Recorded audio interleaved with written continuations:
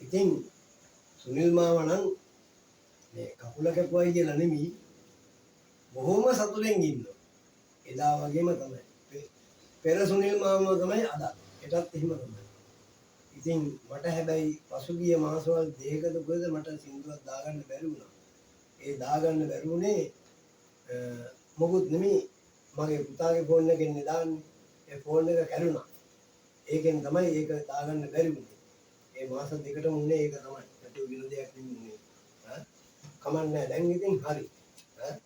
දැන් අද ඉතින් සින්දුවක් කියමු හැබැයි මම ඇන්ටන් ජෝස් මහත්මයාට තමයි ගොඩාක් මේ සින්දුවට තමයි කැමති.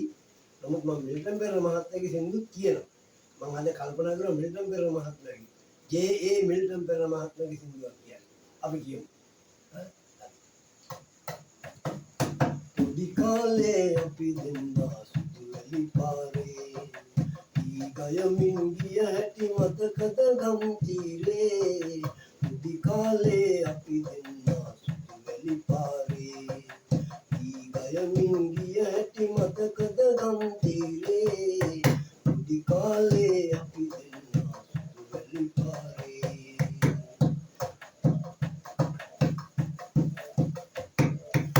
ඔබ කිව් රස ගීත තවම දෙසවන නැත්තේ මීරණගෙයි එදා මෙන්ම හදවත මතේ ඔබ කිව් රස ගීත තවම දෙසවන නැත්තේ මීරණගෙයි එදා මෙන්ම හදවත මතේ ඔබ නැති ඒ සංතාපය නැසුමට මාගේ ඔබ නැති ඒ සංතාපය නැසුමට මාගේ පොලන්නේ ඔබේ ගීතය ඇසුමට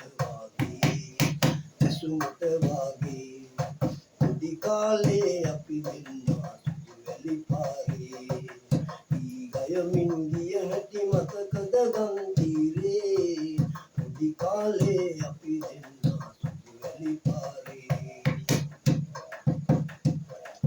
පිපුණු සමන් මල් අරගෙන වැලකට ගොතලා අනාගතය රස සිතුවම් මිහිරෙන් මොබලා පිපුණු සමන් මල් අරගෙන වැලකට ගොතලා අනාගතය රස සිතුවම් මිහිරෙන් මොබලා ගෙවූ අතීතය මා වෙත නිහඬව තියලා ගෙවූ අතීතය මා වෙත නිහඬව තියලා යට දිගටම එදා මෙන්ම